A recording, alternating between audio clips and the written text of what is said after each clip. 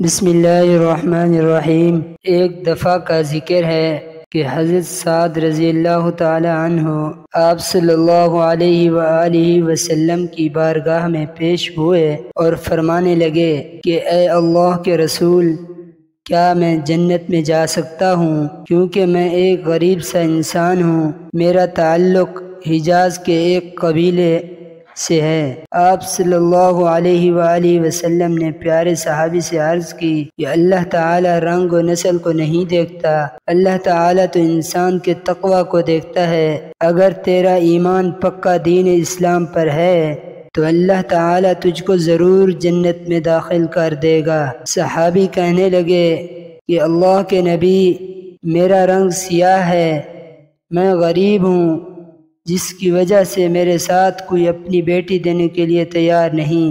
آپ صلی اللہ علیہ وآلہ وسلم کے ایک صحابی جن کا نام عمر بن وہب ثقفی تھا، وہ بہت امیر تھے۔ آپ صلی اللہ علیہ وآلہ وسلم نے فرمایا کہ عمر بن وہب ثقفی کہاں ہے؟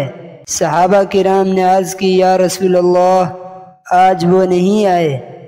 آپ صلی اللہ علیہ وآلہ وسلم نے حضرت سعد سے ارشاد فرمایا کہ عمر بن وہب کے گھر جاؤ اور جا کر کہو کہ حضور صلی اللہ علیہ وآلہ وسلم نے مجھے آپ کی بیٹی کے رشتے کے بارے میں بھیجا ہے۔ حضرت سعد رضی اللہ تعالی عنہ بن وہب کے گھر چلے گئے اور دروازے پر دستک دی۔ عمر بن وہب گھر سے باہر آئے اور دریافت کیا کہ کیا بات ہے۔ حضرت سعد نے کہا، رسول اکرم صلی اللہ علیہ وسلم نے فرمایا ہے کہ عمر بن وہب سے کہو کہ اپنی بیٹی کی شادی ان سے کر دے۔ حضرت عمر بن وہب نے سمجھا کہ یہ اپنی طرف سے ہی بات کر رہا ہے، رسول اللہ نے تو ایسا نہیں کہا ہوگا۔ جب عمر بن وہب نے حضرت سعد کی بات سنی اور غصے میں آ گئے، سعد رضی اللہ تعالی عنہ کو ڈانٹ کر گھر سے واپس جانے کو کہا۔ سعد رضی اللہ تعالی عنہ ڈر گئے تو اندر سے حضرت عمر بن وہب کی بیٹی یہ سب باتیں سن رہی تھی۔ اس نے اندر سے آواز دی اور کہا، ابا جان کیا کر رہے ہیں؟ نبی اکرم صلی اللہ علیہ وآلہ وسلم کے بھیجے گئے بندے کو کیوں واپس کر رہے ہو؟ مجھے یہ رشتہ منظور ہے کیونکہ میرے نبی اس رشتے پر راضی ہیں۔ مجھے کالے اور غریب کی کوئی پرواہ نہیں ہے۔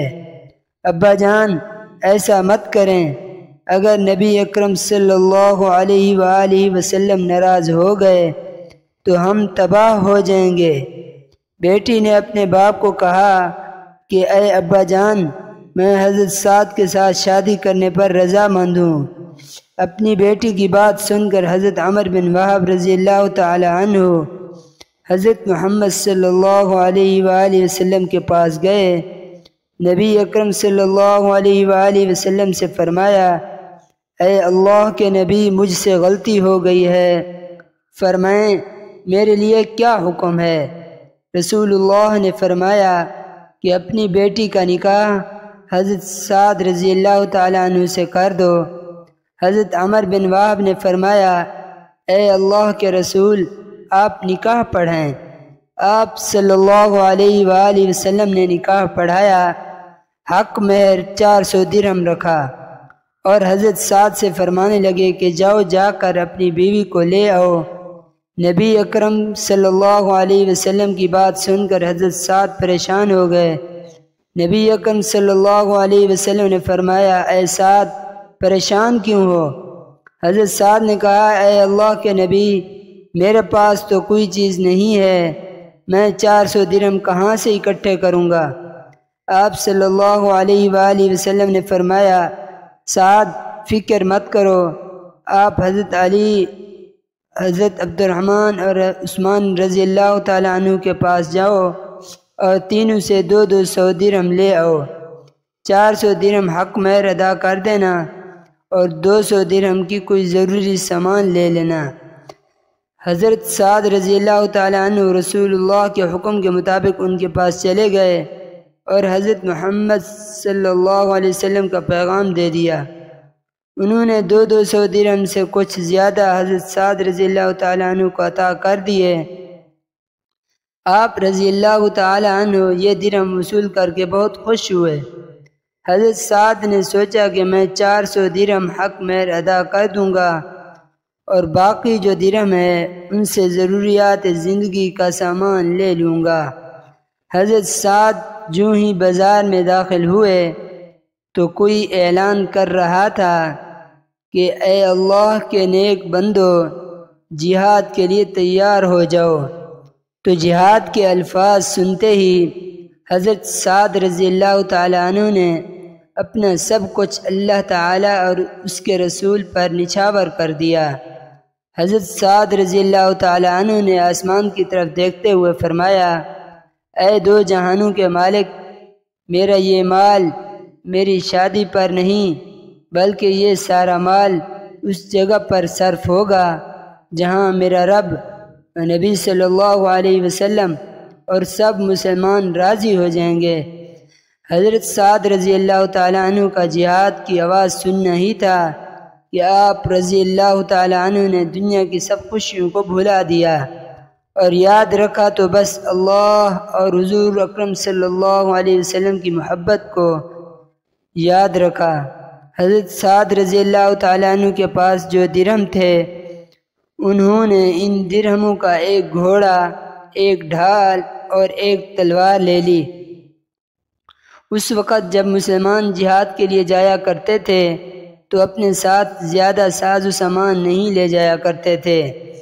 حضرت سعد رضی اللہ تعالی عنہ اپنے چہرے کو چھپاتے ہوئے اپنے گھوڑے پر سوار ہو کر نبی اکرم صلی اللہ علیہ وسلم کے لشکر میں داخل ہوئے۔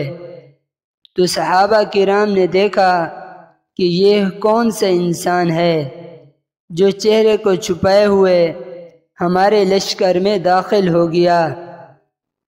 حضرت سعد نے اپنے چہرے کو اس لیے چھپایا ہوا تھا کہ اگر حضور اکرم صلی اللہ علیہ وسلم نے مجھے دیکھ لیا تو مجھے اپنے لشکر میں جانے سے منع کر دیں گے، اور ایسا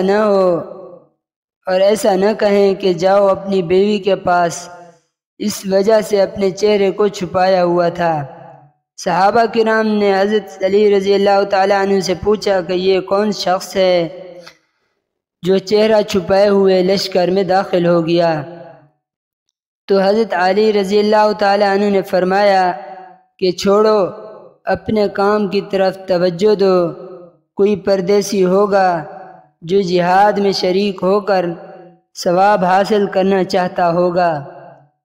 جب لشکر اسلام اور کفار کا لشکر جنگ کے لیے سامنے ہوا تو حضرت سعد بھی لشکر کے ساتھ لڑائی کے لیے تیار ہو گئے۔ جب ایک تیر حضرت سعد کے گھوڑے کو لگا تو تیر کے لگنے سے حضرت سعد کا گھوڑا زمین پر گر گیا۔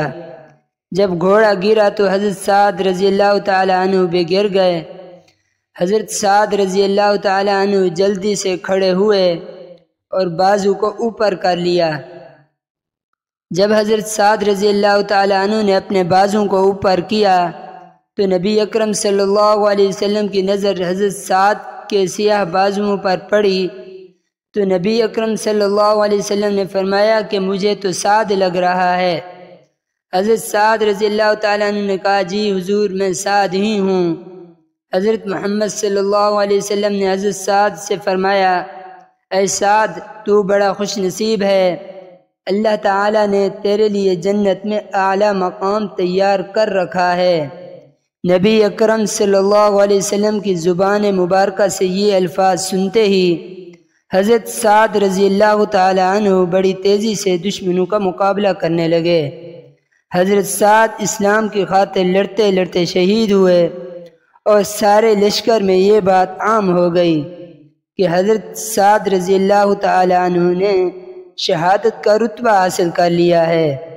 تو لشکر سے آواز بلند ہوئی تو نبی اکرم صلی اللہ علیہ وسلم فوراً حضرت سعد رضی اللہ تعالیٰ عنہ کے پاس گئے اور حضرت سعد رضی اللہ تعالیٰ عنہ کے سر مبارک کو اپنی گود میں رکھا اور آنکھوں سے آنسو جاری ہو گئے۔ حضور اکرم صلی اللہ علیہ وسلم روتے ہوئے فرما رہے تھے کہ اے سعد، اللہ کے حضور تیرا یہ عمل بہت پسند کیا گیا، اللہ اور اس کے نبی تیرے اس عمل پر راضی ہیں، اللہ تعالیٰ تجھے جنت میں اعلیٰ مقام سے نوازے گا۔ اللہ اکبر۔ یہ جذبہ ایمانی کہ اپنی شادی کی پہلی رات کو بھی جہاد پر قربان کر دیا اور شہادت نوش فرما لی۔ اللہ کریم ہمیں بھی ایسا جذبہ نصیب فرمائے، آمین۔